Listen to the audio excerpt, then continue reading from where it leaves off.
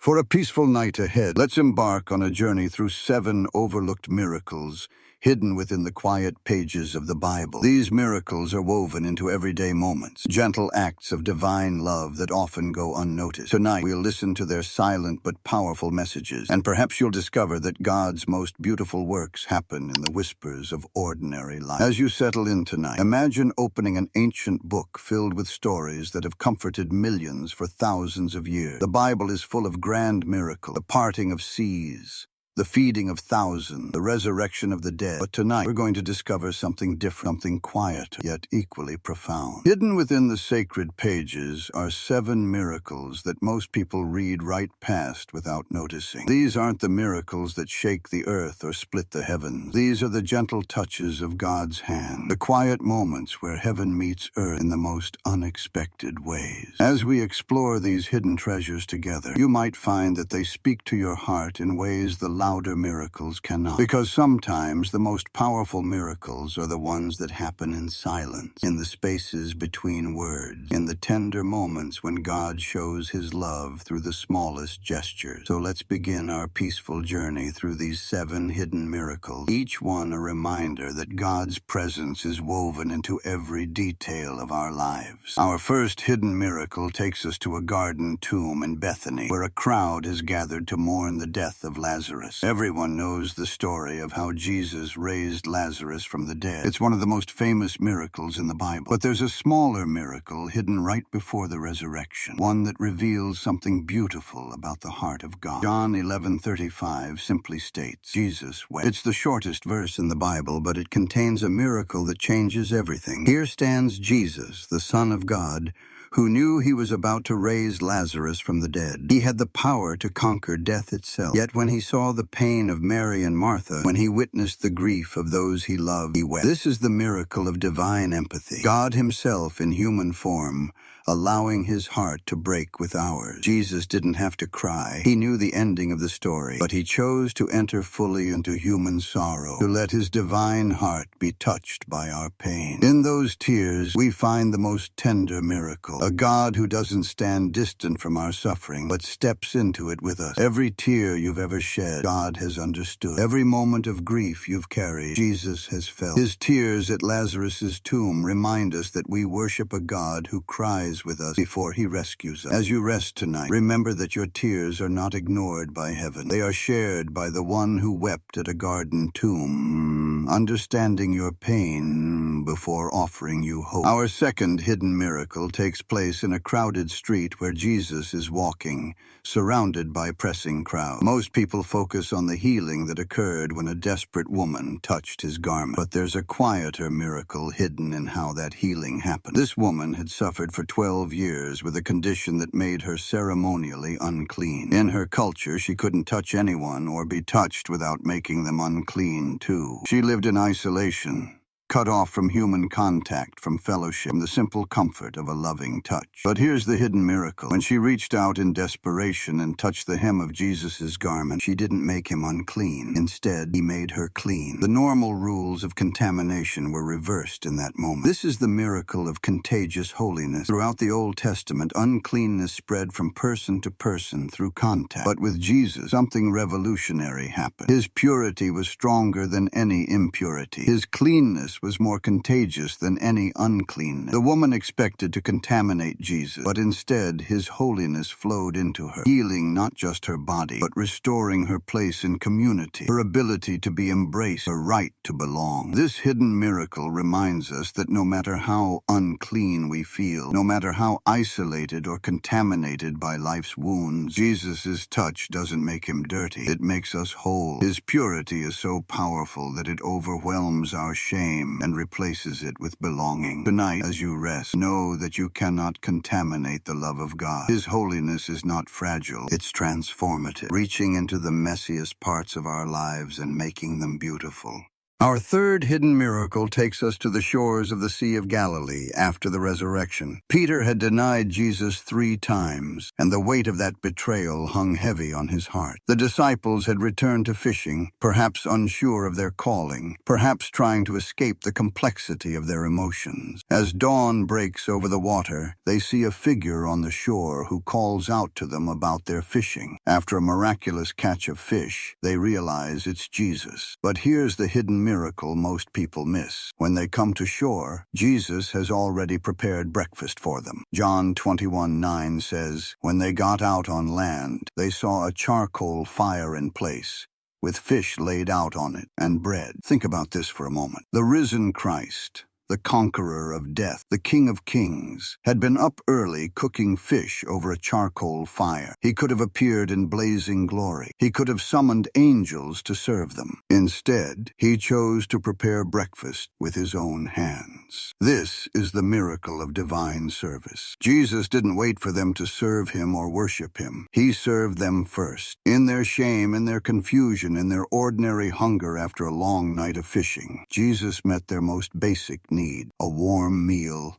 and gentle companionship. But there's another layer to this miracle. Peter had denied Jesus around a charcoal fire during the crucifixion. Now Jesus creates another charcoal fire, not for judgment, but for restoration. This breakfast becomes the setting where Peter is invited 3 times to affirm his love, matching his 3 denials with 3 declarations of devotion. The hidden miracle is that God uses the same settings where we failed to become places of redemption. The charcoal fire that witnessed shame now witnesses restoration. The shoreline where they ran in confusion becomes the place where they're commissioned with purpose. As you close your eyes tonight, remember that God doesn't serve you because you've earned it. He serves you because he loves you, and he often chooses to meet you in the most ordinary moments with the most extraordinary grace. Our fourth hidden miracle takes us to an aging patriarch's bedside, where a nearly blind Jacob is about to bless his grandsons. Joseph brings his 2 sons, Manasseh and Ephraim,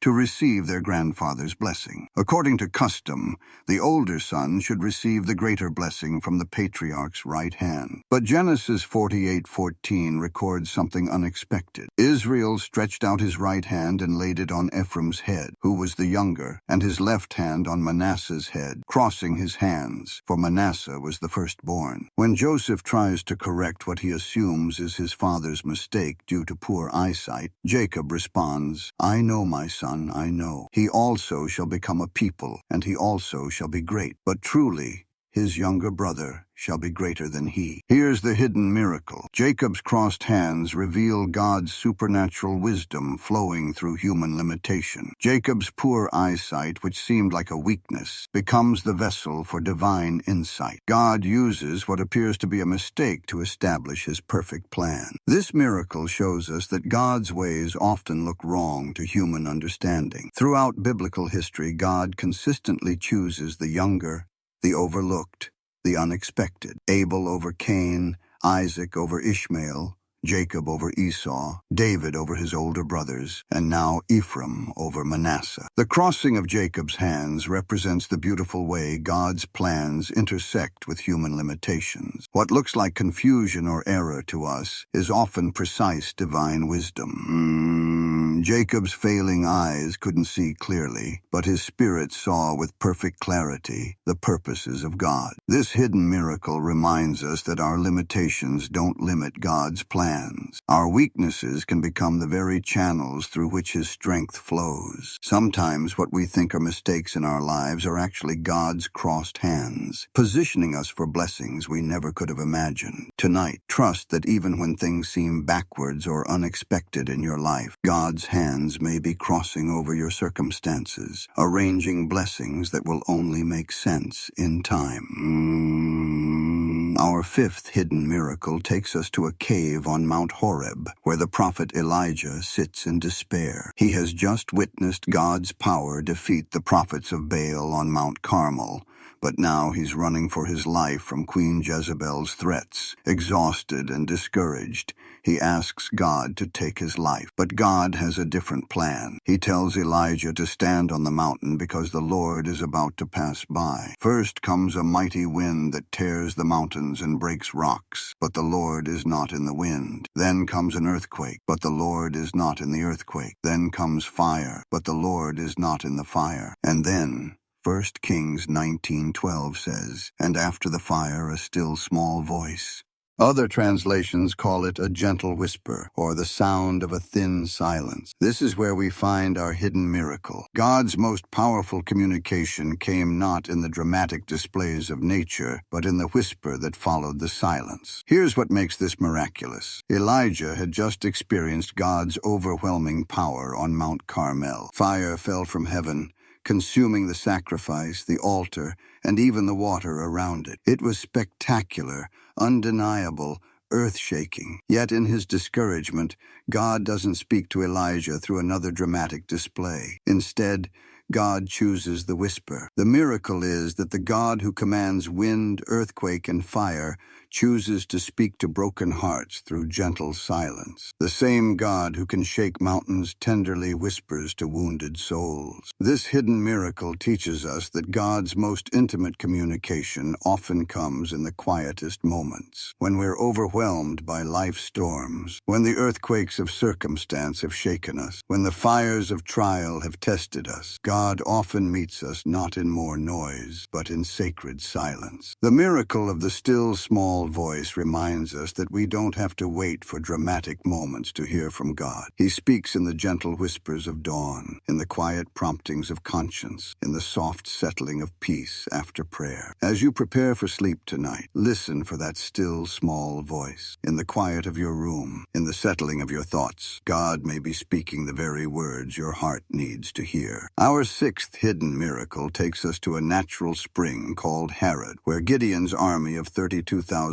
men is encamped before a crucial battle against the Midianites. God has already told Gideon that his army is too large, that Israel might think they won the victory by their own strength rather than recognizing it as God's deliverance. First, God reduces the army to 10,000 by sending home everyone who is afraid. But even 10,000 is too many. So God devises what seems like a strange test. He tells Gideon to bring the men down to the water to drink, and he will separate them there. Judges 7:5-6 records what happens. So he brought the people down to the water, and the Lord said to Gideon, "Everyone who laps the water with his tongue, as a dog laps, you shall set by himself. Likewise, everyone who kneels down to drink." And the number of those who lapped, putting their hand to their mouth, was 300. All the rest of the people knelt down to drink water. Here's the hidden miracle. God uses something as simple as how men drink water to reveal the condition of their hearts and their readiness for battle. The 300 who lapped water from their hands remained alert, watchful,